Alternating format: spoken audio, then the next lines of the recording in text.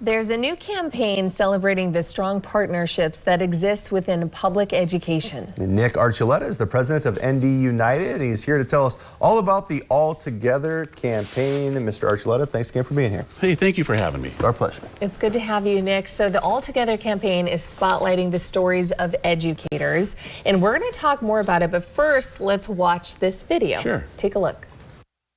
I'm Trisha Schaefer, sixth grade math teacher at Eric Armstead Middle School. Connecting with kids is by far the most important part of teaching. It is paramount that we have a good working relationship with parents as well. We've got to be able to talk about how we can together support their child. Those moments where the light bulb clicks or you see the grins on the faces of the students make all of the challenges worth it. I think it's so fun to get to see a teacher and speaking and just learn a little bit more about them, because you don't always get those conversations as a parent, because there's quickly dropping off and picking up and everything. What do you hope people gain from this campaign? Well, what I hope they gain is an appreciation for their students' teachers. Those teachers have worked very hard to earn their degrees. They do any number of hours of professional development so they can hone their practice of education and make sure that these students have a wonderful opportunity, not just in their classrooms for success, but in life after school. And so what we're hoping is that with All Together, people will recognize these teachers for the superheroes that they are. Yeah, and these stories are a good way to highlight how important parents are to education. Can you expand on that a little bit? I can. I mean, every teacher that I've ever met understands this one principle, and that is that teachers are not the child's first teacher, right? It's the parents. The parents are the number one teacher, the most influential person in that child's life. And so what we have always done as teachers in North Dakota is we put that child at the center of our best intentions and worked hard with parents. I mean, you can listen to some of the news things from around the country where parents are feeling like they're not in the loop. That's not the case in North Dakota. We have a long tradition of making sure that we're working with parents, have open lines of communication so that parents know exactly what's going on in that child's classroom. So important to have that communication. Now, the video we saw on Trisha, she is one of 4 finalists for the 2024 Teacher of the Year, that's right.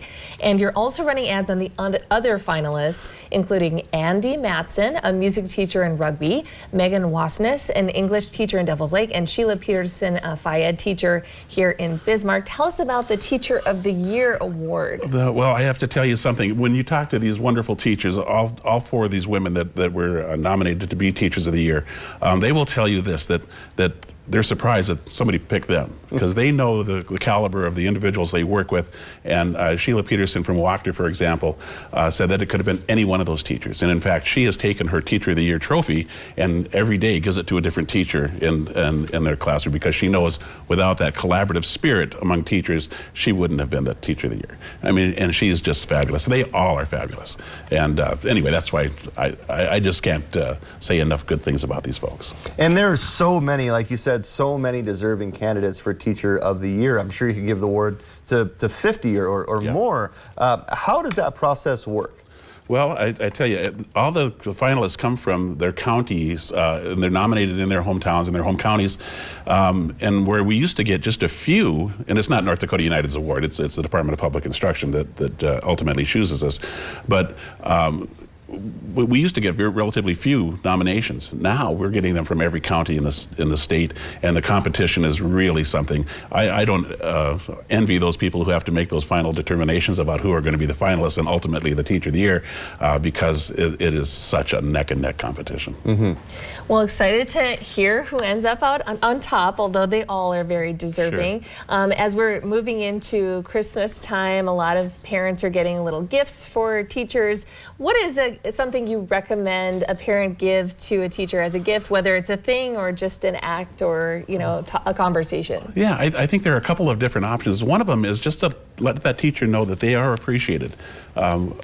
Every parent sits down with their kids, particularly in the elementary grades, what's going on in school today? And they get to hear a play-by-play of everything that's happened in that school that particular day. So just acknowledge to the teacher, drop a little note. You know, it doesn't have to be for Christmas, it could be any time.